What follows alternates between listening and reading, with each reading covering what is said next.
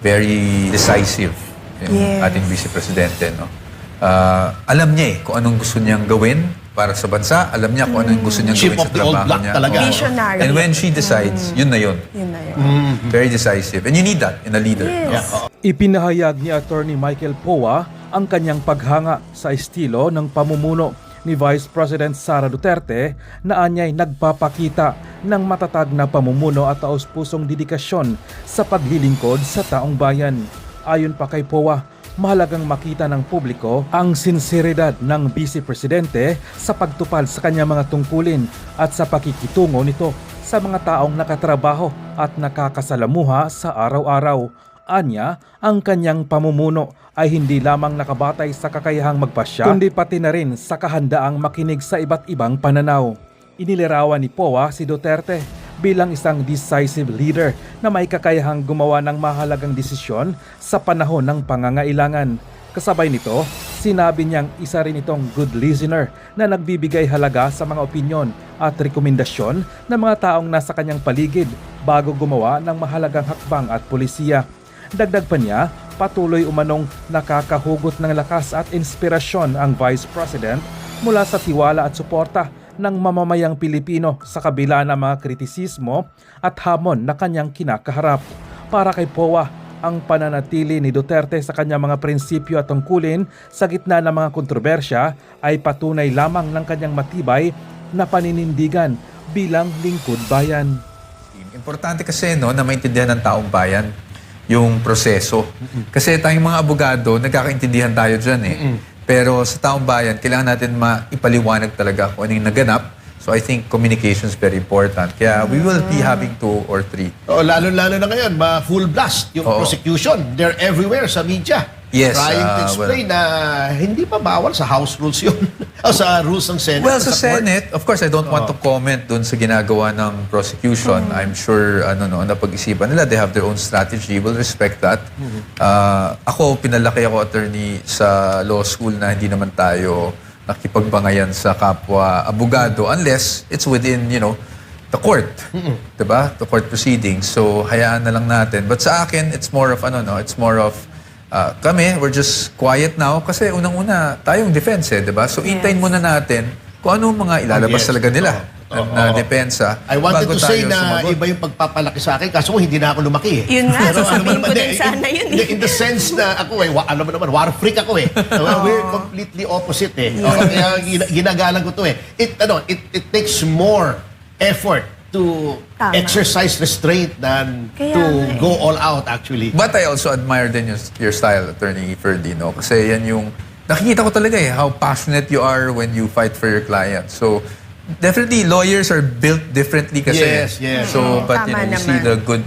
the good in all the different styles. Yun din naman po ang hinahangaan ko sa inyong dalawa. Ikaw naman po, attorney, kasi parang kahit binabatikos ka na ng media, talagang you're very composed and very professional the way you respond to media. Kasi Ma'am Ina, gusto ko sana, well, at least yung approach ko, factual lang tayo. Let's be as objective as possible. Unang-una, Ang galing. siguro kwento ko muna, hindi naman ako nag-apply as spokesperson sa DepEd So at that time, the Vice President was looking for someone with experience sa GSIS. Kasi gusto niyang tulungan yung mga problema ng mga teachers sa mga GSIS loans, etc. No? So merong nagrekomenda sa akin, nakakilala niya. So when I applied, I actually didn't apply for any position. Nagkataon lang after the panel interviews, the Vice President probably, I don't know what she saw, but she spoke to me and asked if I wanted to be, if I could accept being a spokesperson. I was very hesitant at first kasi hindi ko talaga, wala akong experience, hindi ko ito trabaho. Pero talagang he is very composed. May kasabihan nga, di ba? It is better to be composed than to decompose. Mahirap naman yan. Ito talaga si attorney. Lahat naisingit pa niya. Anyway, sabi mo kanina sa akin nung minimake-upan tayo, ang dami mong questions. So, shoot. Kaya nga. Attorney questions, Poa, curious lang ako kasi Poa is a Chinese surname, right? Apo, yes. Are you a Chinese? Yes, my family is Chinese. But obviously, yung lolo ko pa lang, nandito na siya sa Pilipinas. No? So, po. we're more Filipino than Chinese. Born and raised po kayo dito sa Philippines. Oo. My parents, then my dad was born and raised na rin here in the Philippines. No? So, is my mom. And then yung lolo ko, dito na rin talaga siya nagnegosyo and all that. Wow. So yes, Chinese, but really, I identify myself as a Filipino na talaga. Ano bang preferred ng if you don't mind, anong preferred na term ng mga Chinese for themselves? Chinoy ba? Di ba? Kasi Chinese, Filipino. Kasi may ganun, may Chinoy, may Chinoy. Filchay, di ba? Ganon. So, Kung Filipino-Chinese, hindi naman penis. Wala naman ganun, ano? Oo. wag naman siguro sana. Wag naman, oo. Wag naman siguro sana. Anyway, alam mo, sanay naman siguro si Attorney Michael sa Limelight. Kasi di ba, may branch of the family niya na sa showbiz. Si Fernando Poa Jr. hindi ba Hindi kamag-anak? po totoo. Baka po magalit sa akin si Senadora, no? Palagay ko mas bagay sa kanya na maging kamag-anak Although- si Piolo Powasqual. Wow. Ang layo naman, pilit na pilit naman. Grabe ka naman, attorney. Hindi kita binabara. No, but pinapanood ko po si Fernando po nung bata ako, no? Yung Talaga? Panday, pinapanood ko yan. Paghapon yan sa TV, diba? So, Speaking of TV, itong impeachment, without going into the merits, Of course. alam naman natin, of course, it's a matter of great public interest. Opo. So, lahat ng facets yan is covered by media. Sa iyong opinion, as a lawyer, yun bang televised o publicized ang trial? Does it help the defense? Does it harm the defense? Or I think- does it help the prosecution or harm the prosecution? you know, I hope you don't think this is a safe answer, no? But kasi ito yung totoong nasa isip ko. Double-edged kasi Okay. na highly publicized ang isang trial. Why does it help? Kasi gusto nating maipakita sa taong bayan, sa mga Pilipino, na walang basihan yung naging mga paratang aligasyon laban sa Vice Presidente for the past, I don't know, 2-3 years. No? Yes.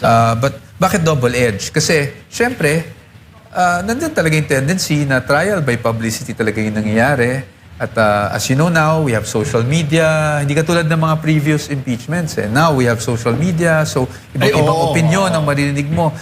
There are more legal experts than lawyers in the country right now. Diba? So, nga eh. ang daming iba-ibang opinion na maririnig Marami mo. mga attorney Google ngayon So, syempre, we're also very cautious and conscious of that. That's why I think it's very important na aside from the social media, tayo, bilang mga abogado, we don't blur the lines. Whether ano ang kulay mo sa politika, let's be objective when we talk about the law sa taong Yes. bayan para ma-explain natin na mabuti. That's why I'm saying it's double-edged. Kasi una, mapapaliwanag mo sa tao, yes, pero kailangan naman talaga ng transparency. Pero pangalawa, medyo masasubject talaga ang isang respondent, katulad ng isang akusado, sa trial by publicity. So we're very conscious of that. O yan, kaya importante yung transparency. Kaso may isa kaibigan ko, advocate siya ng transparency, but for women's clothing daw. Anyway, Nako, attorney. Sino kaya itong talaga. kaibigan niyo na to? hindi ko nababanggitin. Baka mabash eh. Anyway, Ina, may tinatanong ka sa akin Oo, kanina. marami akong tanong, attorney. Huwag kang Oo, mag-alala. Hindi, may gusto akong lumabas na ngayon na tanong. Ano Kasi ba? tinatanong mo sa akin. Oh, sige. Para sa akin, kung anong mas mahirap. Sabi ko, itanong mo kay... okay. Itanong mo sa guest natin, wag sa akin. Ano pong mas mahirap? Sumagot sa media or sumagot sa nanay mo? Definitely sumagot sa nanay ko. Talaga? Kasi bago pa ako sumagot, alam na ng nanay ko yung sasagutin ko. Yung sasagot yun ko, naman diba? pala. So definitely sa nanay ko. Sa nanay niyo po. Oh, attorney. Oo, hindi. Baka marami ka rin. Yung nabanggit kanina ni Michael, I'll just call you Michael. Opo, opo. Oo. Na yung defense team, na pag-usapan natin. So there are 19 ba na defense lawyers? 16. 16. 16 oo. yan. Sige Plus ikaw, kasama ka naman doon sa 16. Opo, kasama na po. Oo. Alam naman natin na, well, I speak only for myself. May mga mababait na mga abogado that lawyers have some of the biggest egos in the country. It's true. So, how are the dynamics, if you don't mind, in general terms? Paano kung may disagreement with respect to strategy, legal interpretation, etc.? Paano nyo nare-resolve? 16 lawyers kayo. Natural naman po yan. As you say, diba, you have 10 lawyers in the room, you have 12, 15 opinions. But Sinabi I mo. think what works is we're working with a law firm. No? Well, may sarili akong firm, but ako lang naman talaga yung main na nasa impeachment. And then, we're working with Fortuna, Narvaez, and Salazar. No? Yes, oo. So, since may law firm ka, medyo it's different from putting 16 individuals together eh. Sa isang law firm, meron ng reporting lines dyan. May hierarchy na, kumbaga. So we just work within the Fortuna Nervasa system. Siyempre, si Sheila Season, who will be our lead counsel really, is a partner in FNS. So siya talaga yung, kumbaga, lahat kami may opinion, but at the end of the day, lahat din kami, kung anong sabihin ng lead firm, no? Talagang we will just have to set aside the ego and just abide by kung anong direction ng team. But more importantly, I think everyone is passionate naman sa team to really just parang itabi muna natin yung mga ego natin. Ang kailangan natin dito is madepensahan ng vice-presidente. So, it's easier said than done, but it's easier in our case. Kasi nga, we're working with a law firm na meron ng, kumbaga hindi ka na maghahanap sino magsusulat nito, sino magre-research nito. Meron na. And then it just comes up to us for May review. follow-up lang ako before we go to Ina's question. Nabanggit mo na yung Fortune Nervasa. I hope you don't mind this question. Wala bang awkwardness considering that Sig Fortune is the brother-in-law of the Remulias? To be honest, wala. Because si Attorney Sig, before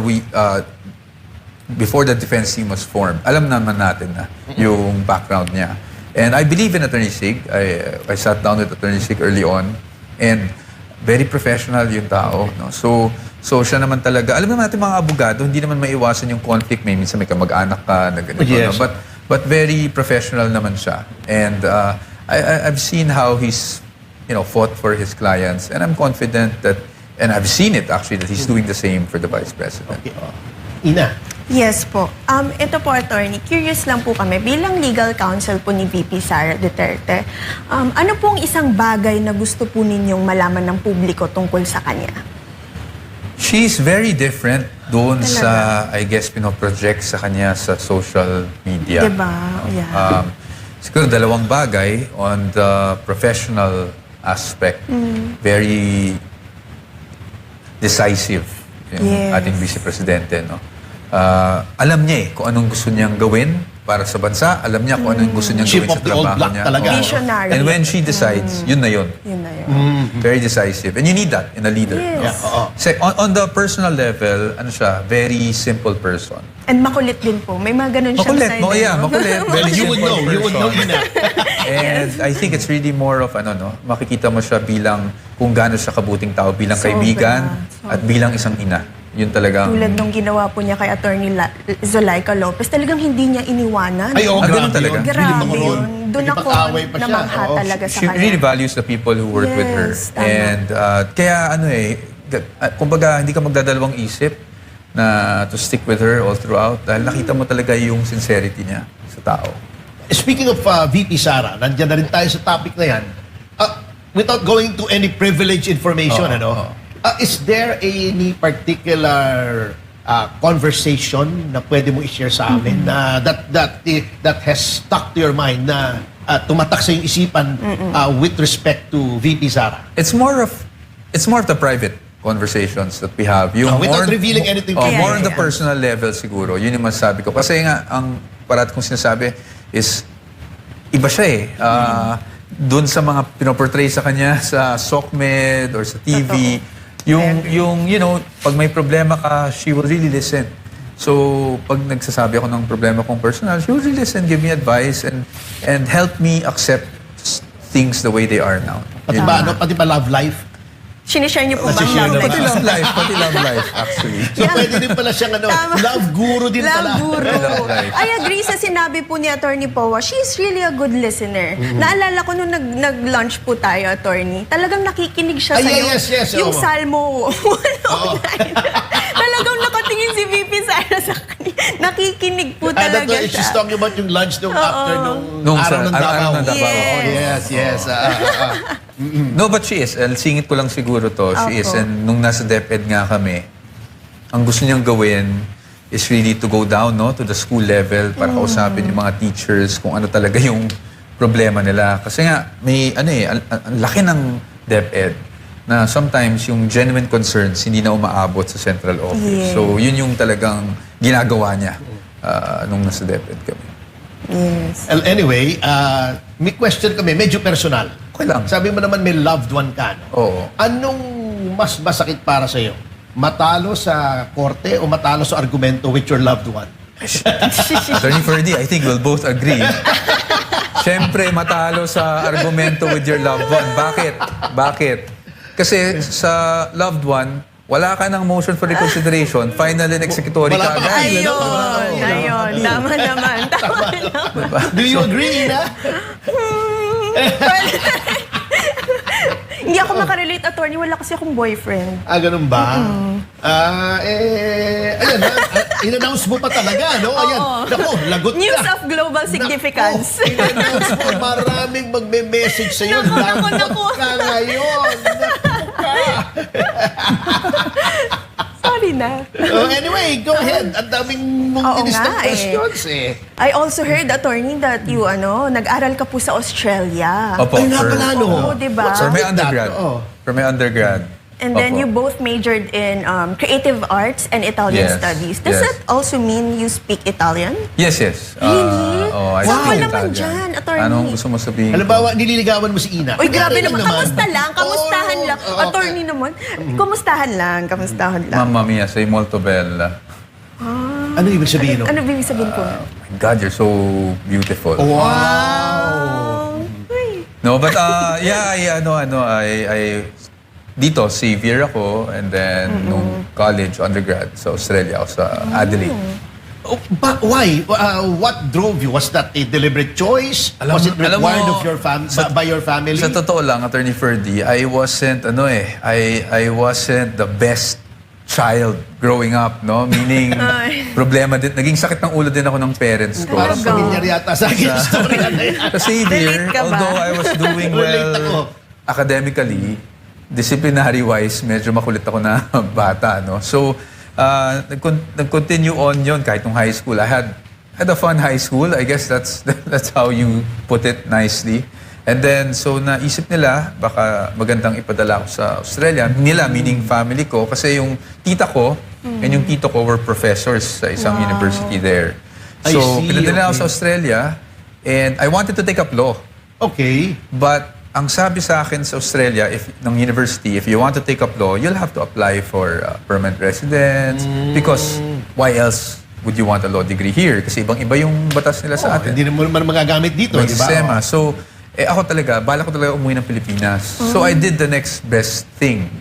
Hindi kasi ako pinapayagan ng parents ko na mag-theater dito. So, I took up creative arts in Australia. I took up theater, actually. Wow, yung pala yung reason. Yun, ano? ang creative arts majoring in theater, performing arts. Wow. So how is education in a Western country different from sa Pilipinas? Sa Australia, I can only speak of Australia. Of course. Ibang-iba siya kasi focused siya. So yung course mo, kunyari dito sa Pilipinas, diba, mag-accounting ka or something, marami ka pang general subjects first year, second year sa college, diba? Sa Australia, very focused siya. Wala kang general subjects. So kung theater ka, meron kang Puro voice, meron kang acting, meron kang theories of theater, puro theater talaga. So it's focused. So after that, kumbaga, nag-specialize ka talaga sa theater. Kaya pala kang natuto ka general ng subjects. Italian, ha? Galing, ano? Italian, I did that as my second major lang. Opo. So double major? Actually. Minor. Actually. Minor. Oh, pero Minor in natuto rin siya. Natuto. No? Parang Very- pareho po kayo ni attorney. He's also multilingual. Talaga po? Hindi, Spanish lang ang... Spanish. Oh, ganun din Pero yun. ganun din yun, attorney. Actually, they're very similar. Diba? Yan yung mga Romance languages French, Italian, Spanish, and Spanish. Portuguese. Oh, sample Yan. naman din dyan, attorney. Ano naman sasabihin ko, ha? Spanish. Ito talaga, oh. Sige, ano naman, tus ojos pardos me encantan. Ano ibig sabihin nun, Your attorney? brown eyes enchant me. Naks. Thank you po. Pero brown ba yan talaga o contact lens? Natural. Born this way.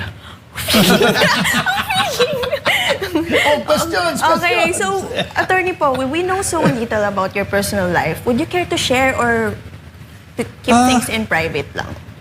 Siyempre tayo, we prefer that we separate the public to the private. But I'm an open book actually. I'm a simple person lang naman sa Sobra nga. homebody. Mas Talaga? gusto ko na sa bahay lang ako pag walang engagements, gano'n. So Netflix, ganyan. Ay, ito Just yung mga simple, hobbies nyo. Oo. Well, dati. Panoorin mo yung moving pinodus ko, yung Mama sa Pano. Oo nga. Oh, sige. Nasa Oo, Netflix po yan, guys. Hanggang December na lang yun. Oo. Parang napanood ko na yata. Hanggang Parang napanood ko na. tungkol sa SAP 44. Oh, yeah. Parang Ah, napanood yes, ko na. oo. Parang napanood ko na. Oh, I'm proud to say na entry yun sa 2022 MMFF and it has garnered 12 trophies so far. Wow. Medyo Congratulations. medyo shameless self-promotion lang ng konti. No, Oo but ganun lang naman. ako. I spend time na lang with family, with loved ones, of course, with friends. friends. Ganun lang. Simple lang. Simple Wala namang lang din po masyadong, kayo, nothing special. Well, speaking of special, Panyero, how do you define success for you as a lawyer? As a lawyer. And do you consider yourself successful right now? Or do you still No. have other things that you want to achieve? No, definitely a long way to go from success. Yung success sa akin, syempre, no matter how big or small your case is, it's really how your client feels, di ba? Wow. As long as ma-feel ng client na nagawan mo siya ng hustisya or tulungan mo siya sa problema, yun naman tayo eh. Ang trabaho natin is problemahin ang problema ng iba. Yes. Yun, Sinabi tama mo. naman. But Tama. secondly, as an employer, siguro dahil I have my small law firm, I would define success yung pag makita mo yung mga kasamahan mo sa office that they're able to afford things, treat their family out dahil nabibigyan mo sila ng ganung opportunity. Yun siguro yung masasabi sweet kong naman. success.